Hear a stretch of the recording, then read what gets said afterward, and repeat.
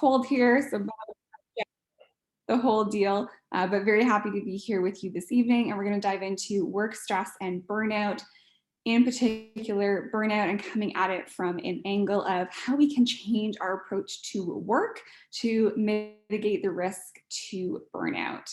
So I'm just going to pull up my slide deck here.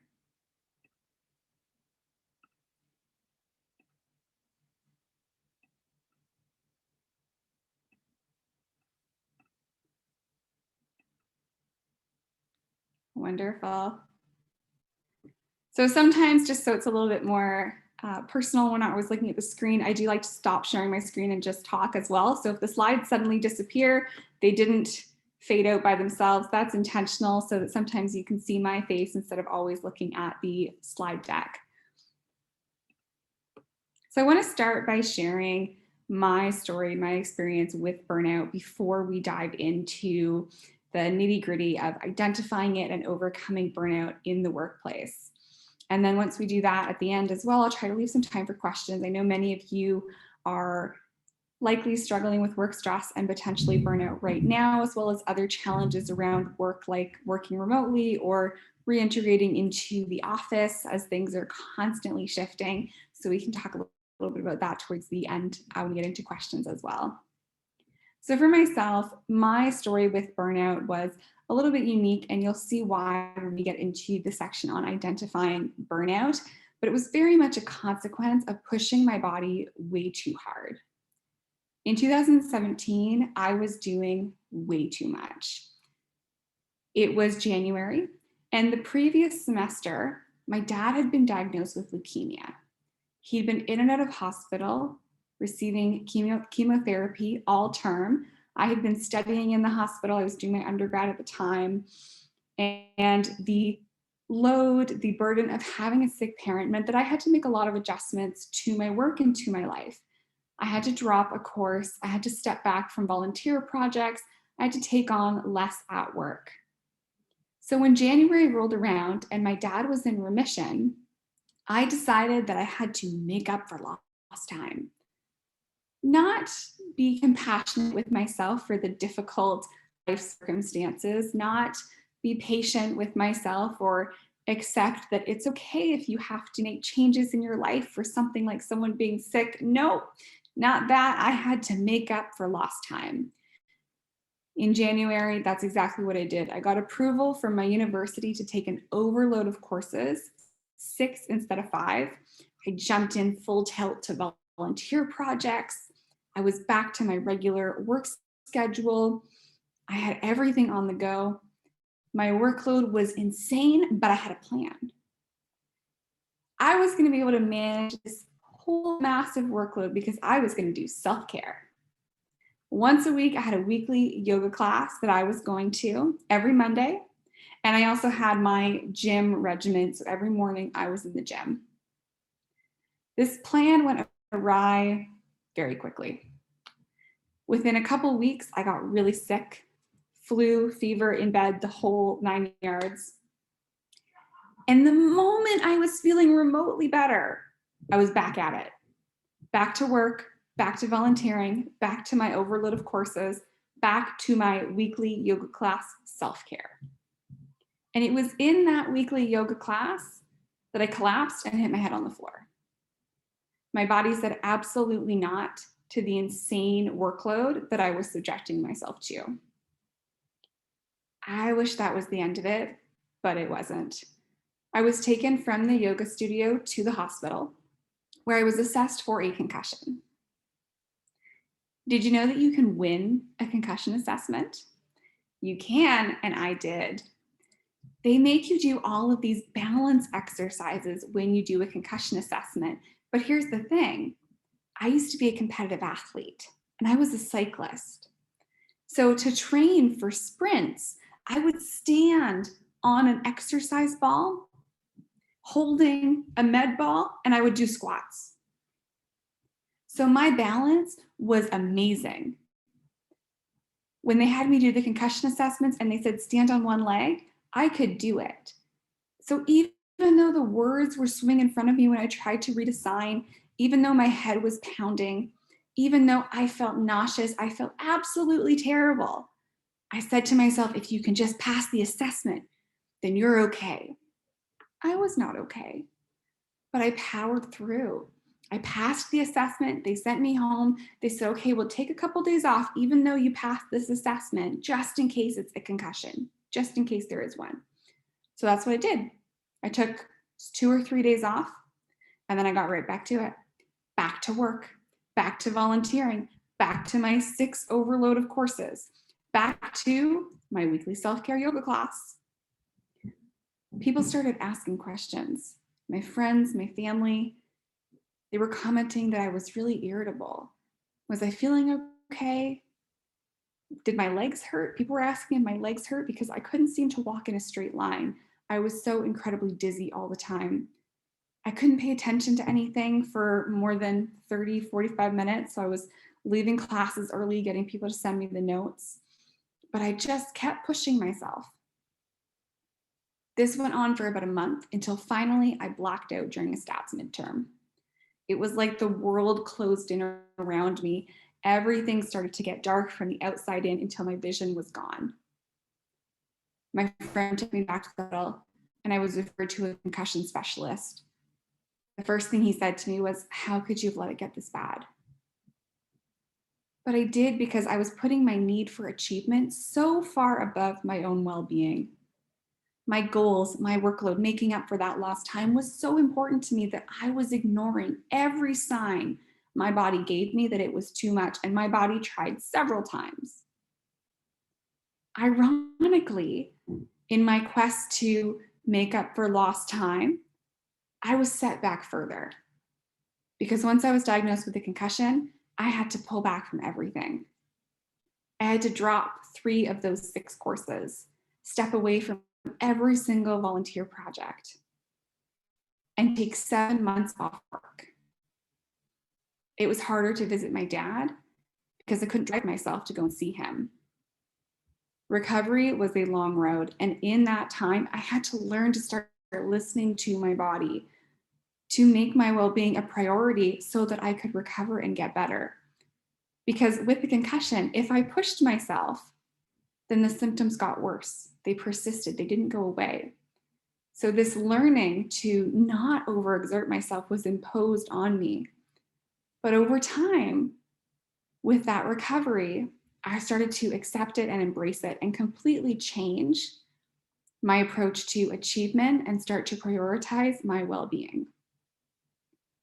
My dad ended up passing away a few years later, but I am very proud to say that 2 nights before he died, I blew off a work event to go hang out with him in the hospital because I had learned to do things differently. That time with him mattered, that my well-being, that my life mattered more than impressing people at a networking event. As important as networking is, we all know it, there are other things that come first. And so that's why I do the work that I do now. Because it doesn't have to take a thump on the head to find a new approach to work, to well-being, to start putting your well-being first, and to avoid burnout or similar incidents like mine. So what we're going to dive into today is how to identify burnout and a simple overarching approach that we can use to combat it. Not easy, but simple, so that we have a framework, something we can work with, so we can offset the tendencies that lead us to burnout.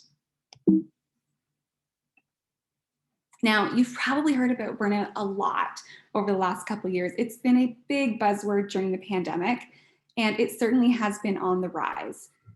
In 2021, an employee burnout report by Indeed found that workers felt that their levels of burnout had increased by about 67%.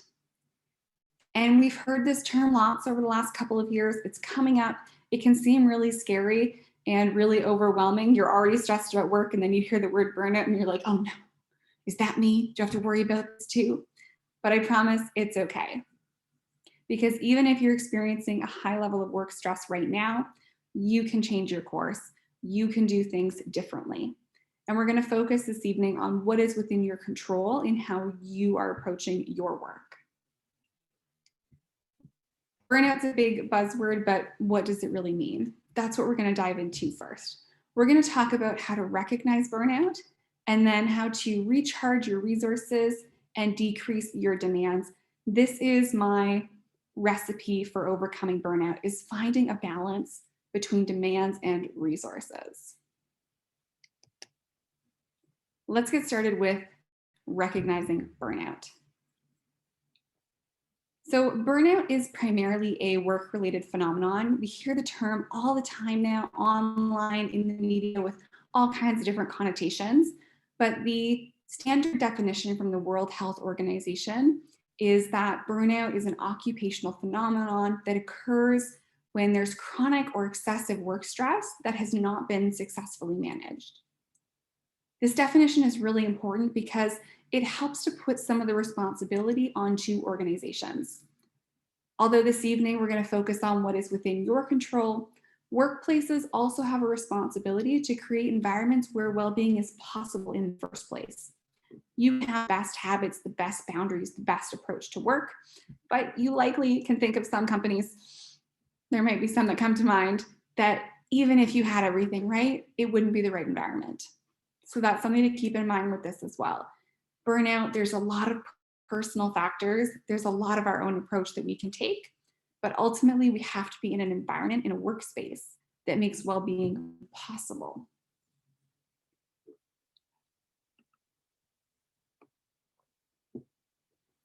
Burnout has 3 different dimensions. The first is emotional exhaustion. The second, cynicism and depersonalization. And the third is reduced professional efficacy. Emotional exhaustion is likely the most familiar to you. This is the dimension that usually comes first. It's usually our earliest warning sign. And sometimes in popular press, the terms burnout and exhaustion get used interchangeably. Emotional exhaustion is really just one piece though. And it's important to know this so that you're also aware of the other dimensions of burnout that you or others might experience. Emotional exhaustion is that feeling of being completely depleted. You might feel really tired, and even though you're tired, it's hard to fall asleep. You have sleep disturbances. You might find that you're irritable or easily frustrated because you're exhausted, so you don't have the energy to deal with things. You find it hard to relax. Activities that you once really enjoyed no longer feel as relaxing or as enjoyable as they once did. You feel like if one more thing goes wrong, that's going to be the final straw. Like you just won't be able to take it anymore. It will just be too much. And emotional exhaustion, the order is not set in stone with the burnout dimensions, but it is usually the first sign that you have. So if you're experiencing components of emotional exhaustion, this is usually a really good indicator that you need to turn things around. Other signs of this might be things like losing motivation, losing interest in your work, or even bodily sensations like headaches that you just can't explain, even though you've been through your headache checklist. Did I drink enough water? Did I get enough sleep? Am I too cold? No, you're like, I got it all. Solving the mystery headache, you still can't explain it. It's possible that it's related to emotional exhaustion. And this is because stress is stored in your body. And we'll talk about that a little bit more when we talk about how to relieve stress in a moment. Your second dimension is cynicism and depersonalization. This is a form of psychological withdrawal. So because you're exhausted, you're out of resources, you just don't have the energy anymore, you start to pull back from work and from the people that you work with. And importantly here, cynicism and depersonalization is a change. So if you never got along with your coworkers, you never trusted your boss, then it's probably not cynicism or depersonalization. But if you had a work bestie and now you don't even want to answer their Slack messages, you don't want to talk to them anymore, it's possible that this is more a representation of cynicism and depersonalization. Other signs it might include with you work. You start finding yourself wishing that you would get sick because you could really use a day off. Developing an overall negative attitude, pessimism towards your work, the people you work with, your organization at large. Developing distrust of peers and of your manager, and for no particular reason. If something has happened that breached your trust, then it might be completely reasonable to start distrusting people. But if you're becoming distrustful and you can't really point a particular finger at why, then this is potentially a sign of cynicism and depersonalization. You may also become indifferent. So if someone is really struggling at work, if there's a challenge that someone else is facing, you don't care anymore. You don't have the energy to care anymore because you're experiencing your own dimensions of burnout. The third and final dimension is reduced professional efficacy. So these dimensions don't necessarily progress in order. As I mentioned, emotional exhaustion does typically come first, but you could also have any combination, any order occurring, and you might experience one or more dimensions to varying degrees. What we typically refer to as like full-blown burnout syndrome would be all three to quite a large extent, but it's very possible to have a little bit of one, a little bit of another, and to a lower or moderate extent, which is more common. It's estimated that only about 7% of people will ever hit a full-blown burnout syndrome where they've really maxed out all three of these dimensions. Although after the pandemic, I'm guessing that number may have shifted a little bit. Our final dimension, reduced professional efficacy. This is when you lose your sense of accomplishment and efficacy in relation to your work. So whereas you once felt a sense of reward and pride for your work, and you really believed in your ability to do your work, now you're doubting yourself. And you don't feel that same sense of reward, and accomplishment that you once did. Someone comes to you and they want you to do something that you're supposed to be the expert on, where you once would have said, yeah, absolutely, I can help with that. And now you're like, oh no, not me. I don't know anything. You start to doubt your ability at work, to think that you're unsuccessful. And this is your perception. It's not necessarily an accurate representation of what you're doing at work. So you may very well be doing work of the same quality or better than before, but you don't feel it. You don't perceive it that way. You're losing confidence, feeling like you're not good enough, and developing a negative view of your work. And ironically, with reduced professional efficacy, one of the things that happens is, even though it's a sign of burnout, rather than resting or letting up or looking for places where we can do things differently or set boundaries, our natural inclination with reduced professional efficacy is to push harder because you see yourself as not being good enough, not doing enough, not accomplishing enough, and you try to make up for it. So it catches you into this really vicious cycle that worsens burnout as it progresses.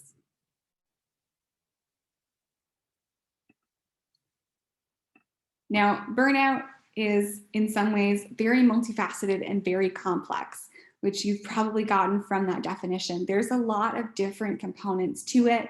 We've got personal and work factors. We've got 3 dimensions, lots of different signs. But burnout prevention can be boiled down to one really simple concept. Burnout Prevention 101. Burnout happens when demands exceed resources. When you do not have the personal or work-related resources, the time, the energy, the emotional capacity to meet the demands of your work, the workload, the new projects that you're taking on, the responsibility, the challenges. And although burnout is first and foremost a work-related phenomenon, there is of course crossover to other areas of your life, like what happened with my dad. So if you have things going on in your personal life, if you have things going on outside of work, that's going to impact the resources that you have available, the capacity that you have to meet demands at work. And in my case, what was going on in my personal life led to me putting these really excessive demands onto myself. So although burnout is a work-related phenomenon, work does not exist in a vacuum, and there's absolutely going to be some crossover with other areas of your life as well. So when you're thinking about what resources you have available for work, keep that in mind, that it's not an exact resources in meet demands with work, because you're not just work, right? You have things going on in other areas of your life as well. So let's talk about it, these resources and demands. So first, I want to get into how to build and recharge your resources. And I use this terminology of build and recharge because sometimes we have opportunities to gather and build more resources, but other times we simply need to recharge and replenish the resources that we have. And increasingly, the research on stress, burnout, resilience is telling us that in order to meet the demands at work and in our lives, stressors in general, we need to recharge, and that resilience, our ability to bounce back from stress, is actually a resource that can become depleted. So it's not just something we can cultivate and build more of. We have to step back, we have to recharge that resilience in order to be able to tackle other stressors that we're faced with. So there's a couple of different places that you can get resources from. First, we'll talk about personal resources, and then we'll talk about work-related resources. So for personal resources, I'd love to hear from you. You can throw some stuff in the chat. What are some of the things that you do that help you feel really rested, recovered, or that energize you, that make you feel replenished, that you know are resources for you in your own life? And now I'm going to move my mouse around until I can see the chat. There we go. Teresa says meditation. Yeah, that's a great one. That one's really good for helping you learn not to think about work when you're not there too. What else? What other things help you recharge?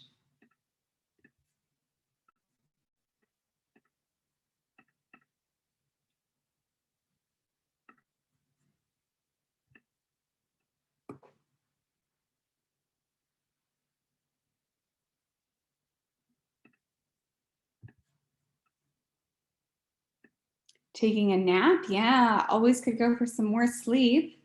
Music, fine dining, ooh, nice. Time with friends and family, doing fun stuff, absolutely.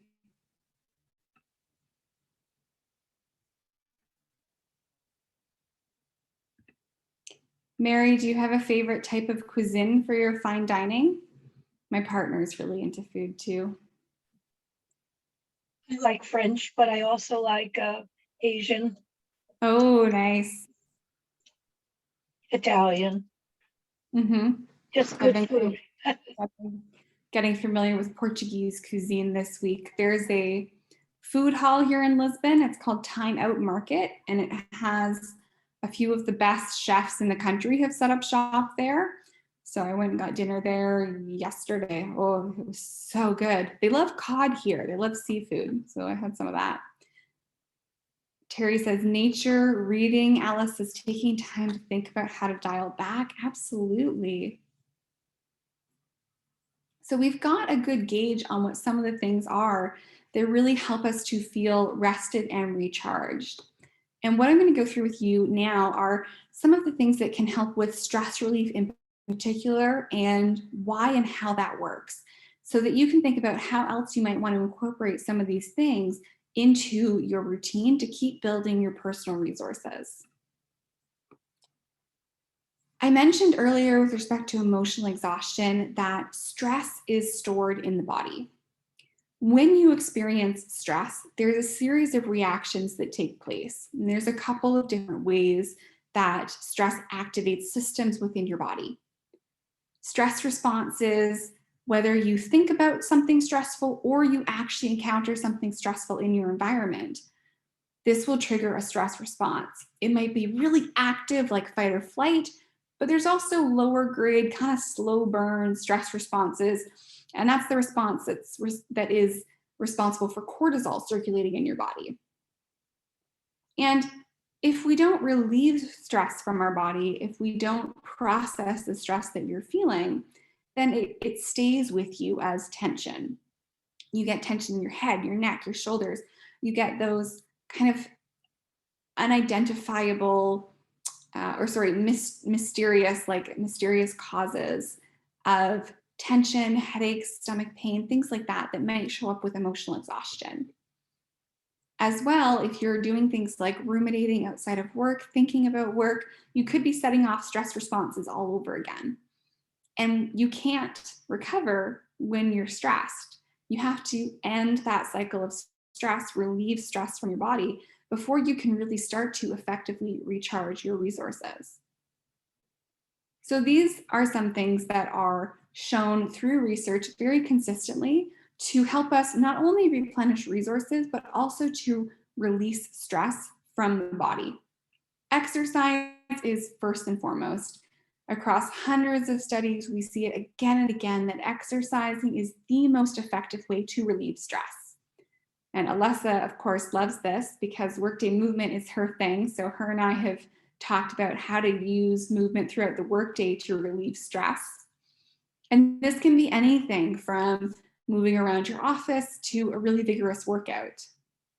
Breathing. So Teresa, this might go hand in hand with meditation, really mindful breathing practices where you tap into your nervous system, help to relieve stress. When you are in a stressed state, this is a very activated nervous system state where your nervous system is engaged, heart rate is slightly higher, there's tension, pupils dilated. And when you're in a more relaxed state, your nervous system shifts. So breathing exercises help us to emulate that more relaxed state, and your body will shift over with it.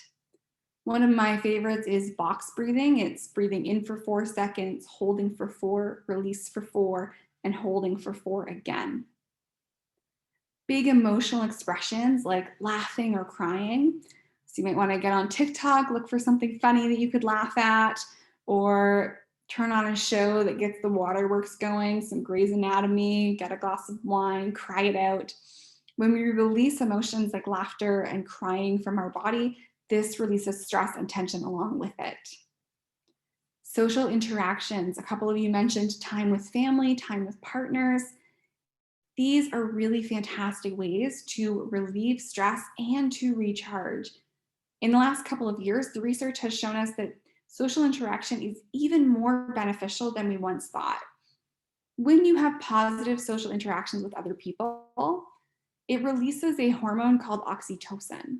And oxytocin is known as the cuddle hormone. It's a little bit of a feel-good thing. So we've always known that there were some positive benefits to it. But what we've recently learned is that oxytocin acts as a buffer against the harmful effects of cortisol in the body. So stress you're experiencing and the wear and tear of cortisol in your body can be offset and protected against by oxytocin.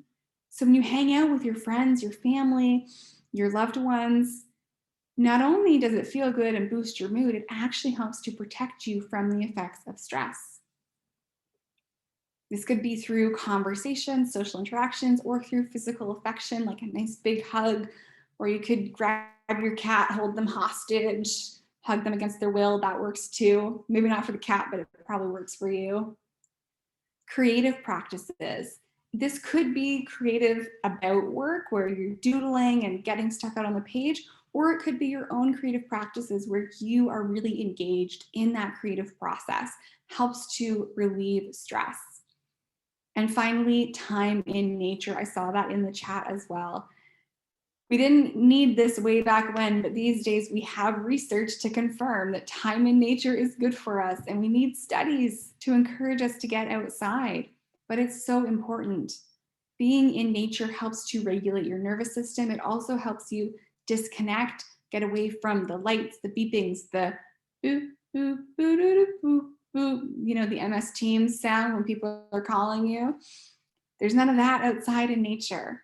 And so this creates an opportunity to really relieve stress and to recharge your resources. So there's a lot of different ways that we get resources from our personal lives. But there's also ways that we can cultivate resources at work. Work is a source of professional resources. This can be things like community and support at work. There's oxytocin available to in positive social interactions with coworkers too. And if things get difficult, then we know that social support is one of the biggest predictors in how well people can handle social situations.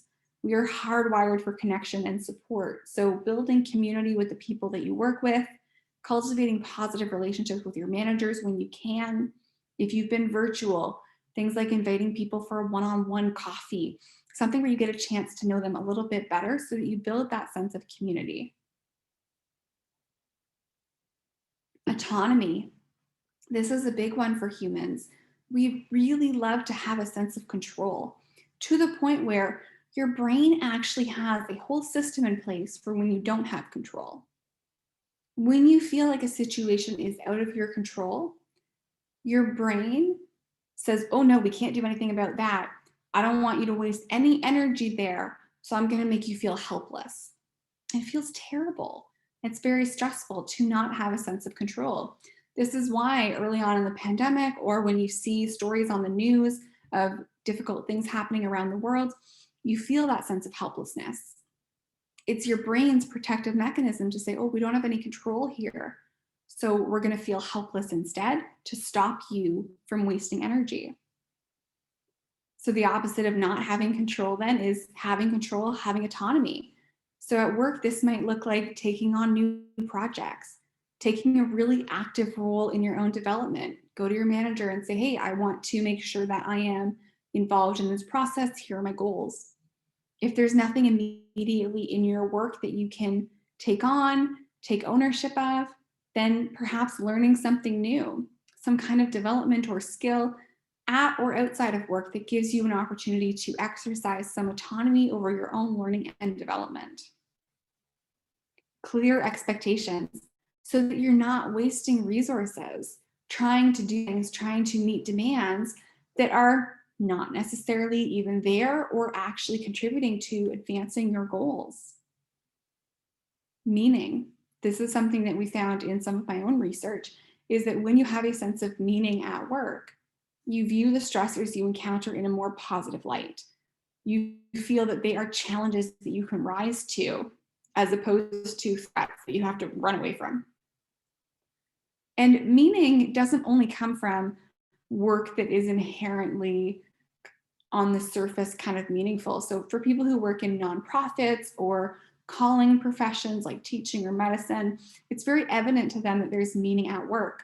But meaning also comes from seeing projects through from beginning to end so that you know what your input was and you can see the end result. You get to see your contribution.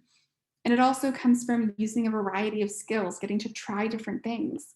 So if you're feeling really stagnant at work, asking a coworker, hey, I'd like to learn more about what you're doing, or can we switch it up on this project? I'd like to stretch a couple of new muscles.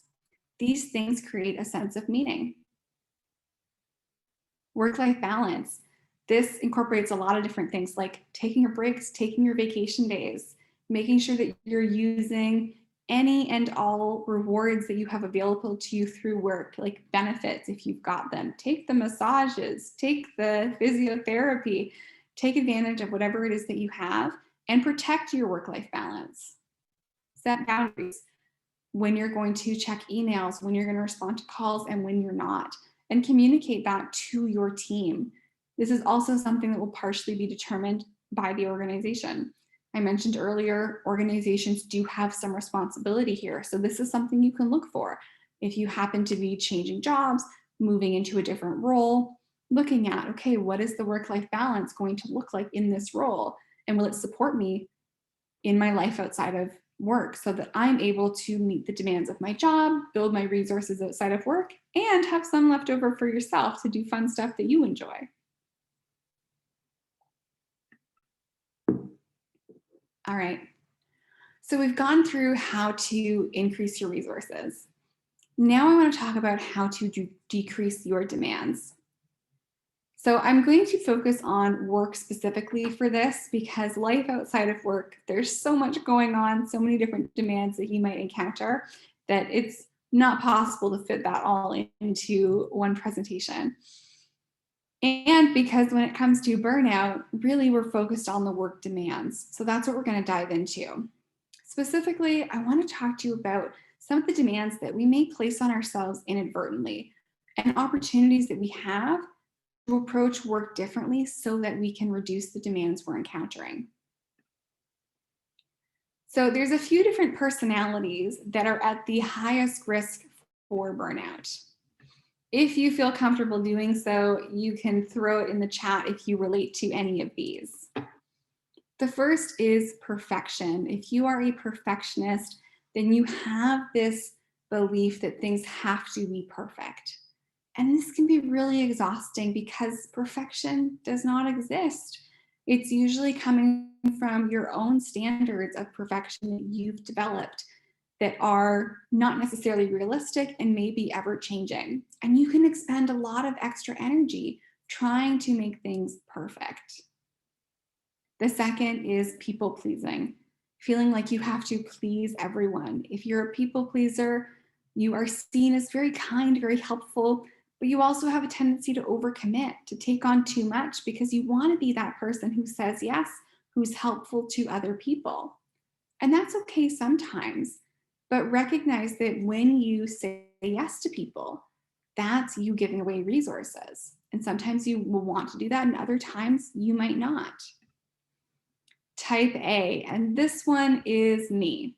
Type A is very competitive, very time urgent, very driven, and has that mentality of I just have to work harder and fast. You remember my story earlier with how I got my concussion. I had to make up for lost time. I had to speed things up. Being type A has led to some pretty interesting scenarios in my life. A couple of years ago, I had what I like to call the type A skating incident.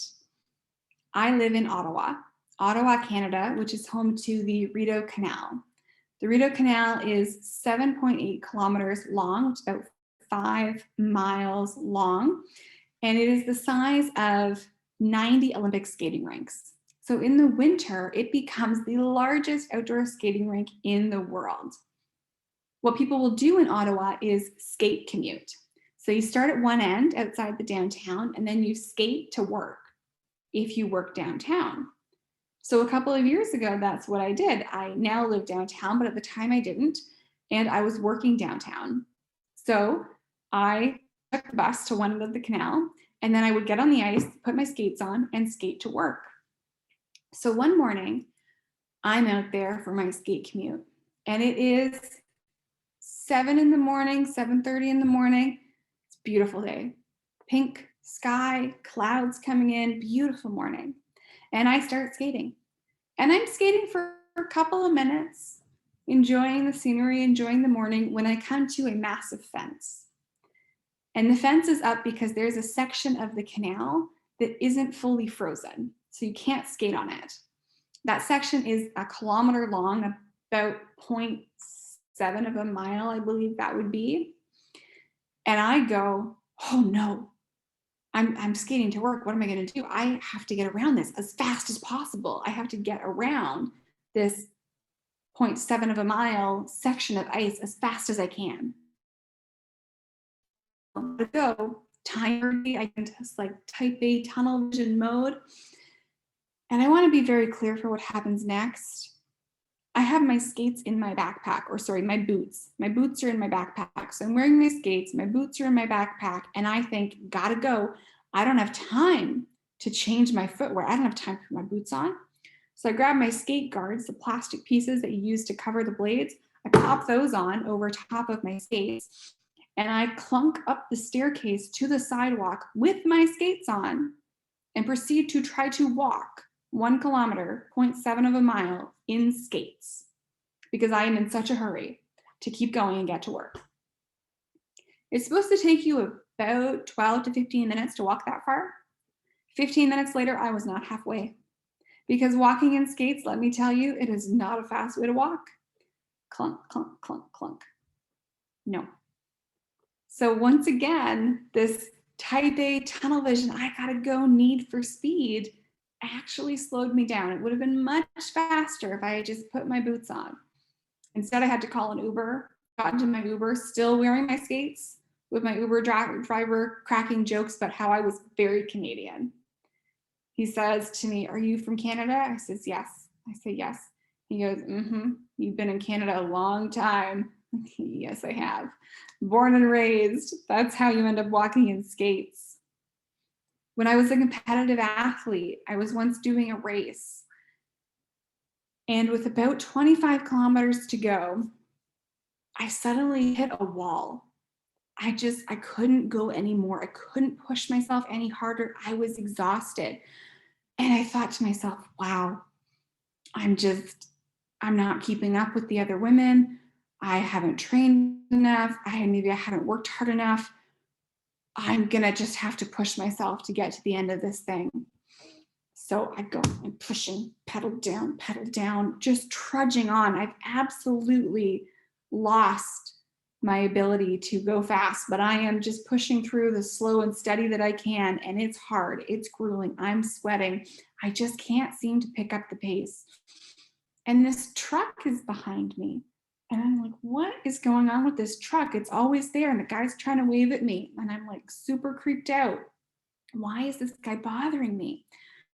So focus in on the road, keep going, pedals down, feeling like it just have completely lost all of my athletic ability somehow. And I get to the end of the race, way after everybody else. And my coach comes over and he says, "Did you know your tire is flat?"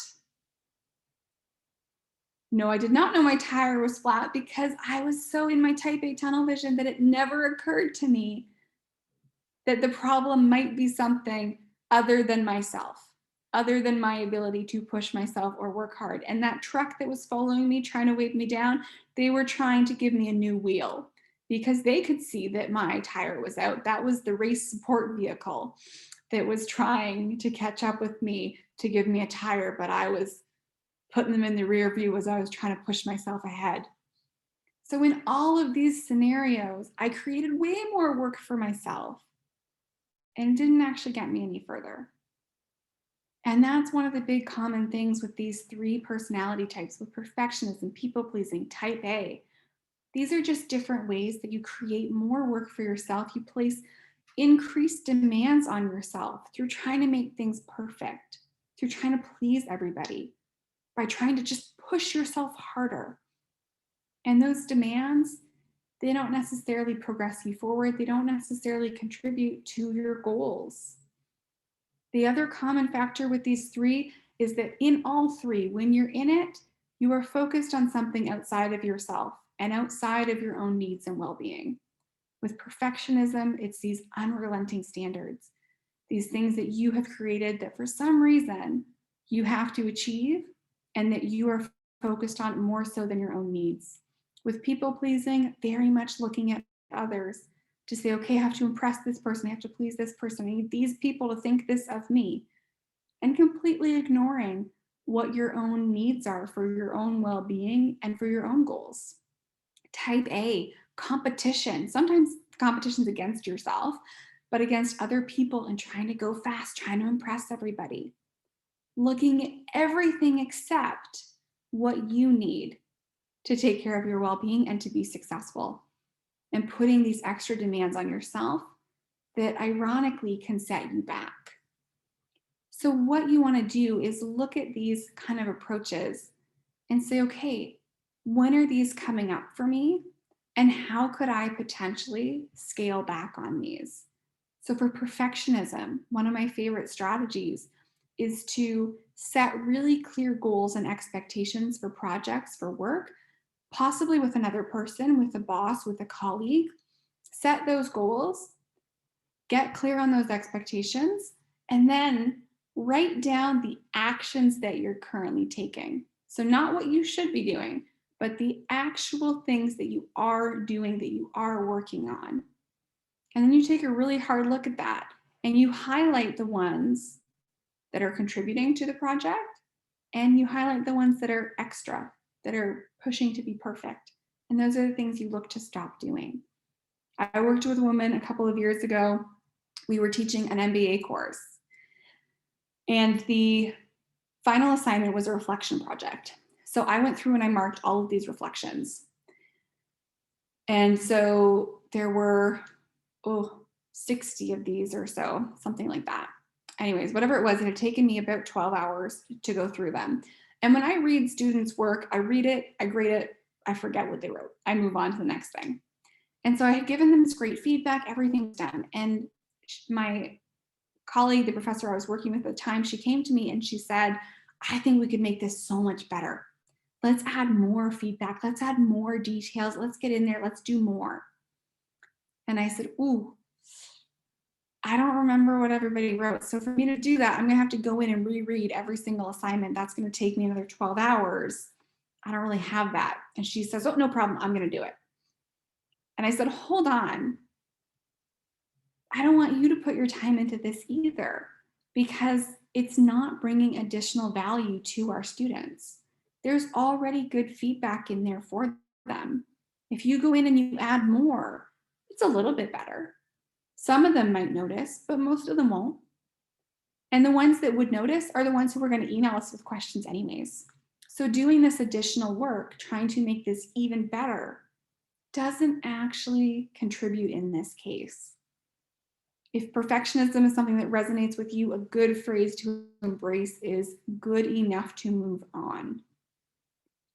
For people pleasers, one of the big struggles that we have is saying no. So start buying yourself some time.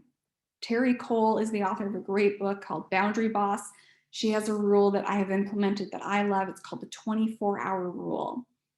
So if people pleasing is something you struggle with, the next time someone comes to you with something, you're going to say, give me 24 hours and I'll get back to you. Buy yourself some time. And in that time, take a good look at how saying yes would fit in with your need for a balance between demands and resources. Is it going to be advantageous to progress in your own goals if you say yes to this? Or is it going to be an increased demand on you that uses your resources and doesn't really contribute to your own progress? So buy yourself some time. Start thinking about how putting forward your resources and when you actually want to. For those of you who are type A like me, there's two big things here. First, you got to create some rules for yourself about when you're going to stop working harder, right? Because that's what you do if you're type A. You push yourself to work harder. And often what you're really doing is digging yourself into a trap where you could have asked for help. You could have taken a break maybe. So setting up some kind of boundaries. For me, I use a 48-hour rule. If I'm stuck on something in my research for more than 48 hours, I have to ask someone else. Back in the fall, one day I got stuck on something. I had 2 models for my research and I said, I gotta pick one. Which one is better? And this was so hard for me to figure out that I started dedicating hours in my work schedule to doing so. For 11 days, I included time blocks in my workday to think about this problem, which model was better, and think I did. I read notes, I redrew the diagrams, I brought in all the resources I could. I thought about it super hard, 11 days, and still I was stuck. And finally, I emailed it to a faculty member and I said, hey, I'm really stuck on this. Which model do you think?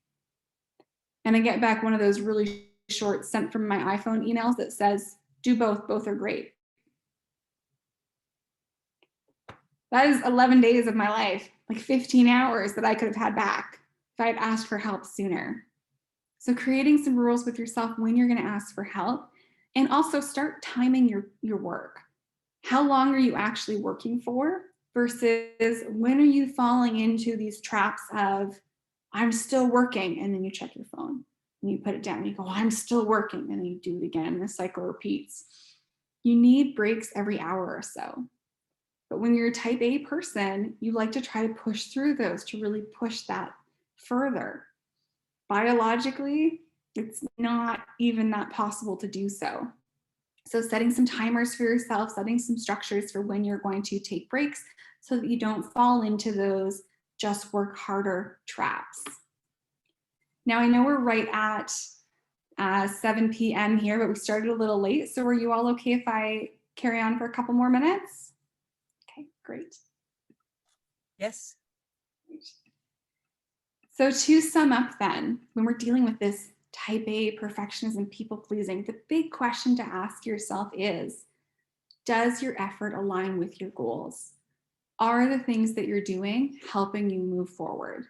Are the demands that you're taking on a good investment of your resources? Or are you taking on demands, creating demands for yourself even, that are going to consume a lot of resources without contributing to your progress?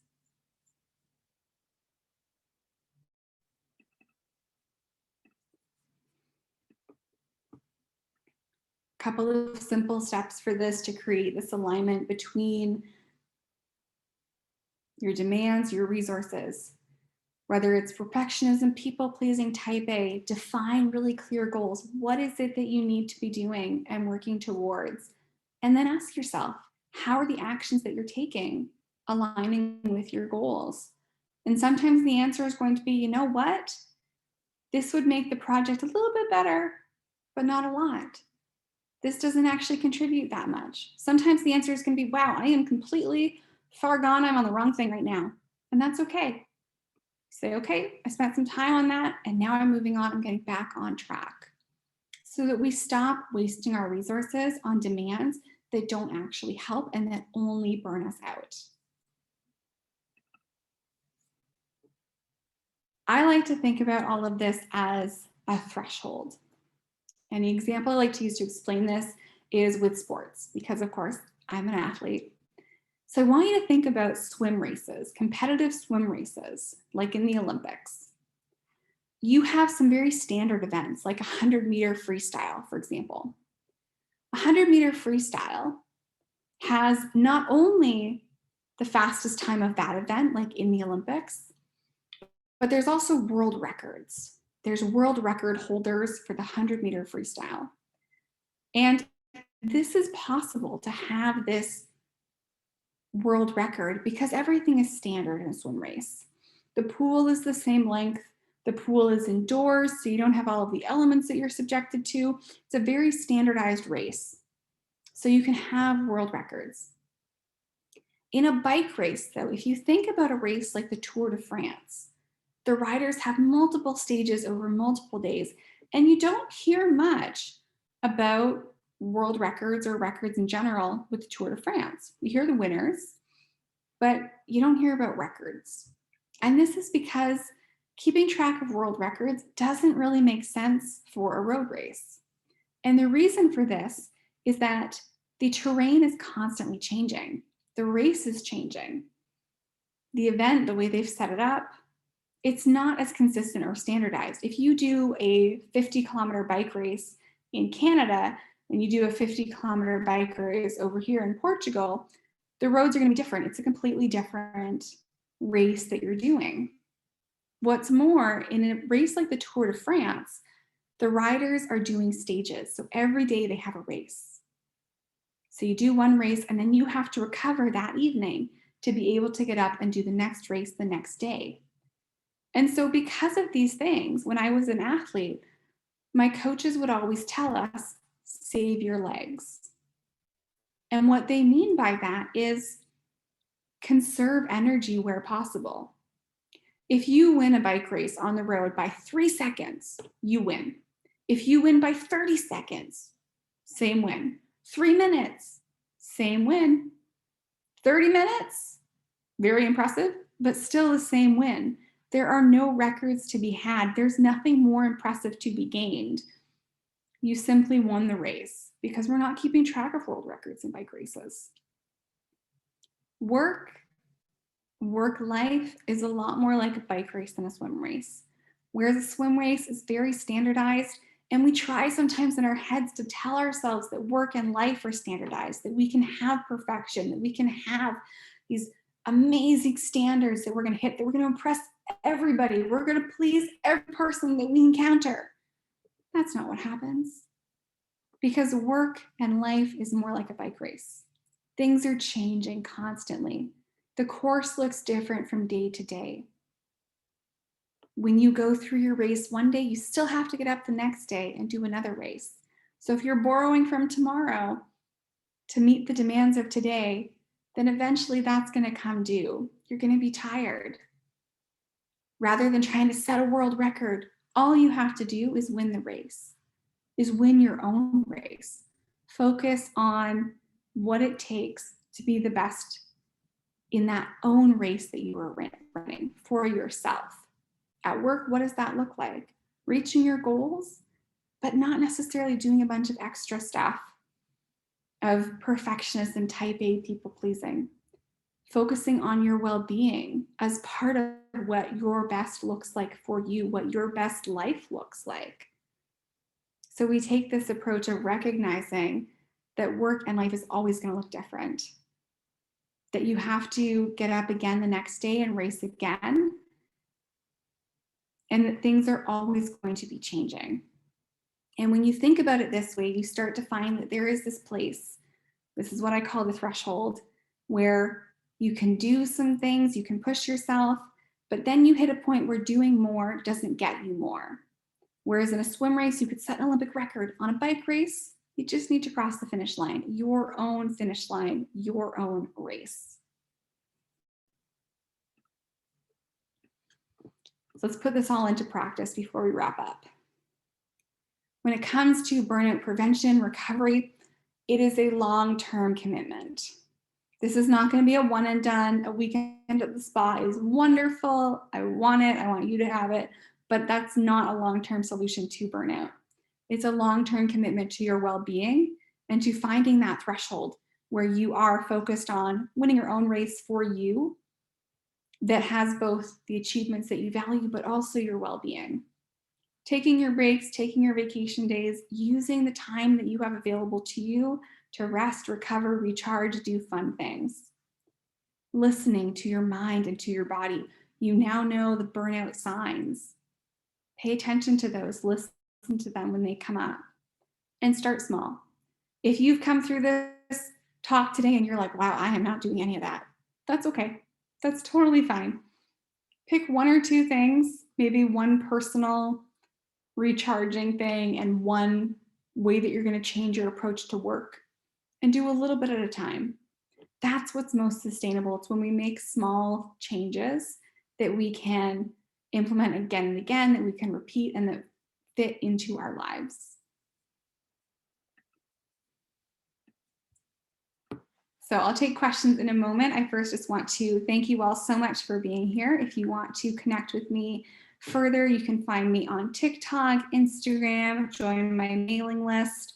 And if you're interested in working with me, you can reach out. I've got some programs, one-to-one, different offerings as well. So if work stress and burnout is something that you resonate with a lot, you need a little bit more of, just let me know and I'd be happy to chat. Are there any questions or anything else you'd like to chat about this evening? Thank you so much, Nina. That was really, really great. Yes, if we have any questions, you can either text on here or you can just chime in. I do have one thing to say, that even though if you're not feeling the stress yourself, these are great ways to recognize if somebody you love is stressed, and ways that you can help them, especially, inviting them to things, showing affection, finding their love language, whatever. But because sometimes it's not you, but you're living with someone who's totally stressed. So these are great. It makes you more aware. Does anyone have anything they want to put in, or do you want to just unmute yourself and join in? Yeah, Stephanie. Hi, yeah, I have to figure out how to unraise my hand now. I haven't used Zoom in a while. It's just interesting to me because I'm all three: a people pleaser, a perfectionist, and I forgot what the third one was, but I'm just at different aspects of those things. But some of the things you talked about, like, especially people pleaser, I try to make a habit not to spend all night responding to emails, but it's really hard right? Because you don't want, customer service mentality. You can't let anybody go unattended. But since I have started doing that, it has actually helped reduce my stress level, right? So I'm not playing email ping pong all night. It's like, in the morning, guess what? It's the same issue and I have more solutions because I'm rested and I can handle them. So these are really good common sense things. I'm no athlete, so that won't help me, but everything else resonated with me very deeply. So thank you. That's great. Yeah, the Oh, poop. perfectionist, people pleasing, type A, those are, I get a lot of people who say, oh, I'm all three of those. And they're Yeah, all yeah. on a spectrum, right? They're all in a spectrum. So you might have a little bit of people pleasing tendency or a little bit of type A or a lot. Or some people might live in a wonderful land of no stress where they have none of any. I've yet to meet any of those people in my work, but maybe they exist. So they're all spectrum. And so I think for anyone here who's thinking, oh, I really need to change something, I would say if all three come up for you, just pick the one that feels the most dominant. Or another technique you can use is to think back to childhood. Think of a time that you did something as a kid that was just so ridiculous. You pushed yourself really hard. You created some scenario for yourself. That might help you to identify what's more dominant for you. So for example, for myself, when I was 7 years old, my grandparents were visiting from out of town. And I was on the second story of the house in my bedroom, and I was looking out over the window and I could see my grandparents and my family all outside, hanging out in the backyard, having an amazing time. And I was doing my math homework. I was in math tutoring. It was Kumon. I don't know if you guys have that. But the way it works is you get these little booklets of math questions, and you do a booklet every single night. And I'm 7 years old doing my math, super focused, super type A. I'm going through it. And the math started to get really hard and really long. And it just felt like it was going on forever. And rather than stop, rather than look around, try to figure it out, I thought, no, I just have to work harder. So little 7-year-old Nina is sitting up there in her room, crying silent tears, trying to do math, looking out at my family in the backyard. And finally, my mom comes up. She says, like, Nina, why is your math taking you so long? What's happening? And I don't know. So my mom picks up the booklet, and when she does, it falls apart because it's two booklets that have gotten stuck together. The staples had gotten merged. So I was actually almost done a second booklet, which is a lot of math for a 7-year-old. And that is, so I have a little bit of the perfectionism in me, not so much people pleasing, but that type A, where I just push myself harder, that is very much there. That's the big one. And it's been there since I was very, very small. So if you're having trouble figuring out where you want to start, think back to something you did as a kid that was just so you, and it might be in that story. Cool, thanks. Any other questions or anything anyone would like to share?